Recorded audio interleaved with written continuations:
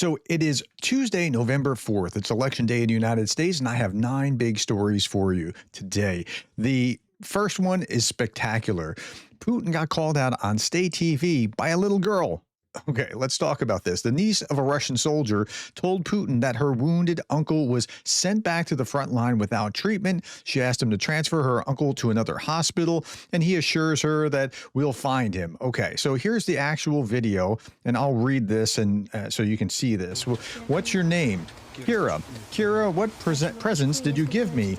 And she said a doll and a thermos from the Committee of the Families of the Fatherland Soldiers. And what would you like me to give you? My uncle is at the front right now. He was wounded in the arm. He was in a hospital, but he had received no treatment. Now he's being sent on a mission. I would like him to be transferred to a good hospital in Russia. We'll find him, okay? His name, and she gave his name. We'll definitely find him. Thank you for remembering him. Good for you. Okay. But that wasn't supposed to happen. That happened on national TV while Putin's making the rounds and children are bringing presents but it really just confirms everything that's been going on. Soldiers are sent back to the front while they're wounded. I've talked about that again and again. They don't get proper treatment. They're abused by their commanders. All that kind of thing's happening. And meanwhile, Putin signed a law enabling continuous military conscription because he doesn't plan to stop anytime soon. So it's instead of a system where it's in the spring and in the fall, it's going to be continuous throughout the year. He's also just a week or so ago activated reservists. The activated reservists are supposed to be going to defend in the rear, like oil refineries and anti-aircraft artillery and that sort of thing. But they changed the law not too long back.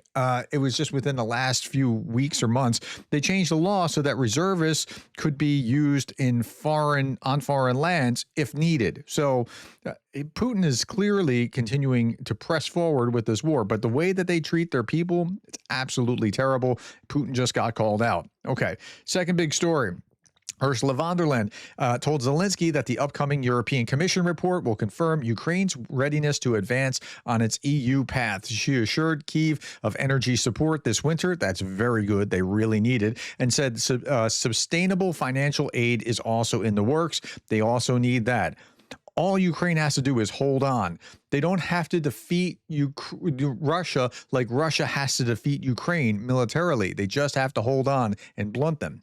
Ukraine has achieved a high score of B in its progress toward EU membership, according to Politico. But, some are against them, like the current Hungarian government, which will not allow Ukraine to join the EU, according to its foreign minister, Szijjártó. There's no guarantee, however, that that government will still be here come February. The Hungarian elections in February, the current party in power is not very well liked. All the polls are showing that it's underwater compared to its competitors, and we'll see how that works. Now, this just came out today as well. Former deputy head of Hungary's foreign service, András Telkes, reveals that the Orbán government is now fully integrated with Russia's foreign intelligence service. So you have a NATO member that's likely passing on all the data it can get directly to the Kremlin. That's where we are right now in Europe. At the same time, Polish Prime Minister Donald Tusk has shown the wreckage of a Russian drones found on Polish territory. And so he's talking about that, showing this. And the Poles are actually getting ready to build their own drone wall. I don't like the term drone wall. I like the idea that drones are a minefield in the sky. You don't really create a wall to wall that off. It's not the right term, but I don't know that there's anything better. Poland is building its own drone wall. Warsaw didn't wait for Brussels. Like there should, very often they'll wait for central authority to say what you should or shouldn't do. Warsaw chose not to wait for the EU debates joint project, and it will launch its own anti-drone defense system. It will be a comprehensive shield, detection, jamming, interception, and neutralization.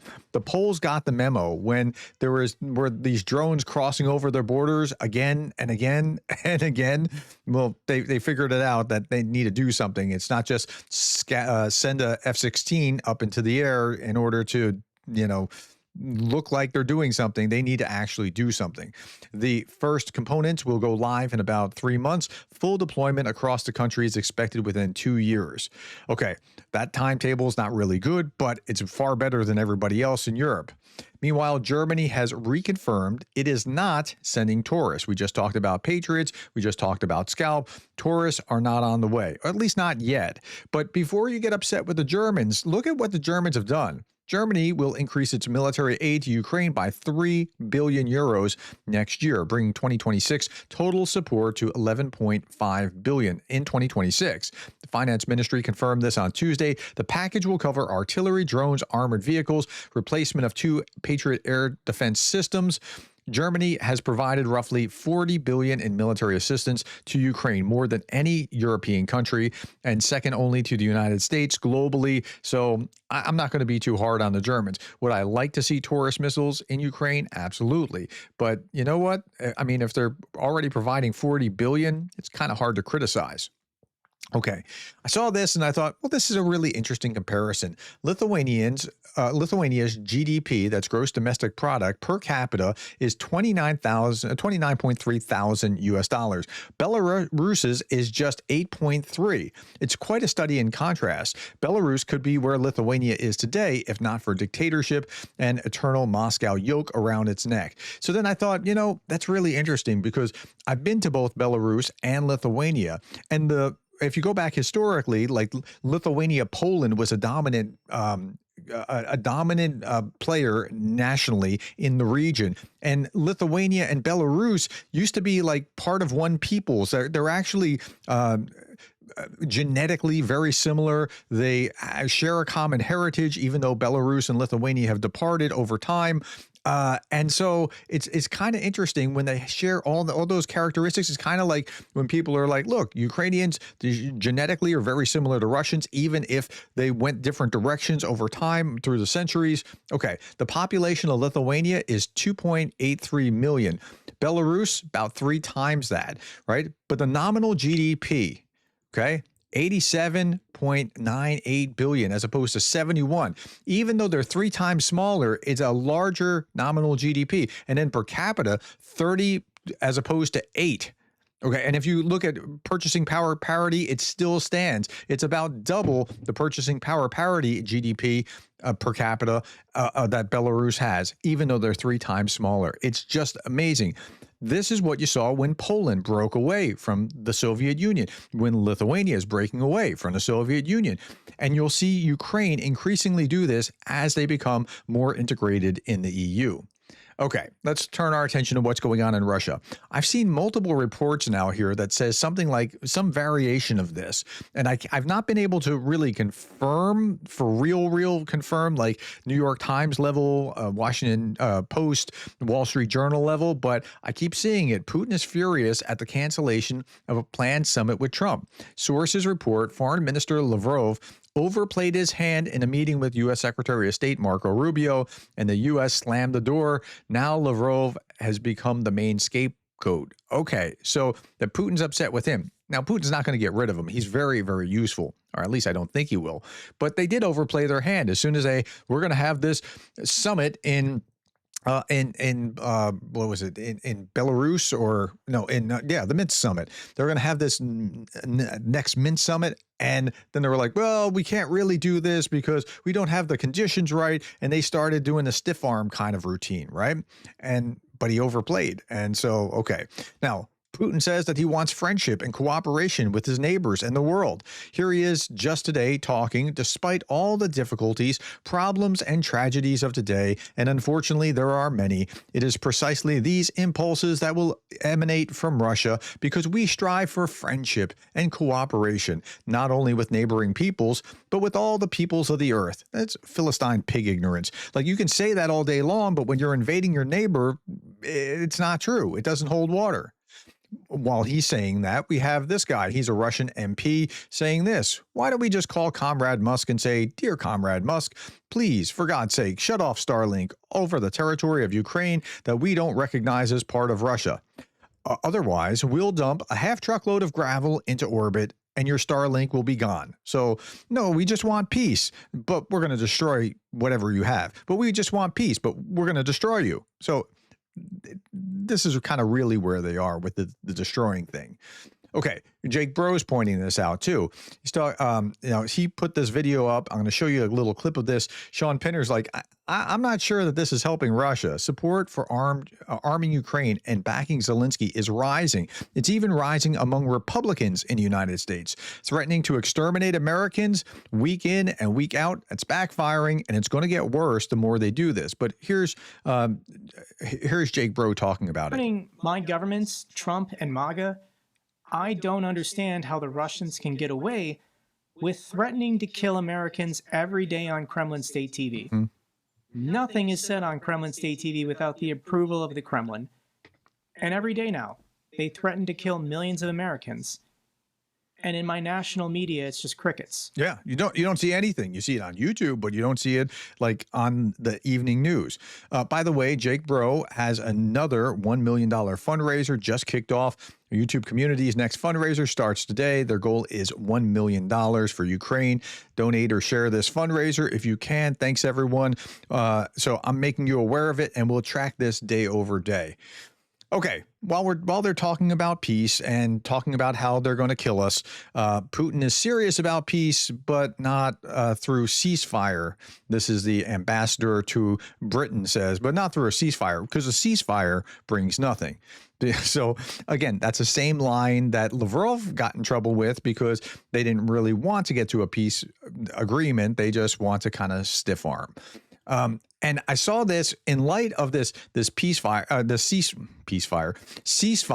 In light of that, I was thinking, it's too bad that people buy this. And just as I'm thinking that, I see this by Megan Mobbs. Now, Megan Mobbs is the daughter of Keith Kellogg, the envoy to Ukraine from the White House. Okay. Megan Mobbs is working in Kyiv, and she said this: the peacemonger is more dangerous than the warmonger. That's an interesting thought. Like you talk about, well, you're just a warmonger. No, I'm not a warmonger. We got to stop bad guys from doing bad stuff. Okay, the peacemonger demands the vulnerable lay down and accept their own destruction. They insist that the strong restrain themselves and apologize for having the means to defend what they love, while the violent and the predatory are excused, explained away, indulged. Peacemongering is not the actual pursuit of peace. It's the politics of forced submission wrapped in compassionate terms so that you don't see it coming. They see moral clarity as extremism and argue defensive provocative. Peacemongers demand that the lamb negotiate with the wolf and then blame the lamb when it's eaten. Peacemongers do not prevent war, nor do they bring about peace. They harm the most vulnerable and empower the brutal. And they enable conflict and conquest by shaming resistance. War is brutal, ugly, and bitter, but it's also occasionally necessary. Some things are worth fighting for. The peacemonger believes only in the illusion of peace and is willing to surrender anything to get it. That's right. That's exactly how we should describe those who are just saying, well, we just want peace. We're neutral. We don't want war. Look, I don't want war either, but sometimes it's thrust upon you. And this is just where we are in this time in our lives. Okay. Just before I get to the very last thing, a little shout out goes to Preston Stewart. Preston Stewart posted this. He was at a conference, the Ukraine Action Summit last week, and he posted this. It was, what would Reagan do? And I said, this was just on X, and I posted this. I said, hey, I need one of these. And then look what showed up in my box at the university. Yep, that's classy. Thank you, Preston. Thank you for that. I appreciate it. Last little bit. Darth Putin, on this day in 1956, several armored Soviet humanitarian divisions with equipment brought from a shop went in on a special military operation to liberate Hungary from Hungarians. And yet, Hungary seems to forget all about this. It wasn't that long ago. There are people alive that remember this. But that's where we are. All right, my friends, tell me what you thought about what you saw here. Put that in the comments below. Thank you for the time, the likes, the shares, and the subscribes. And thank you for being the kind of person who cares about Ukraine.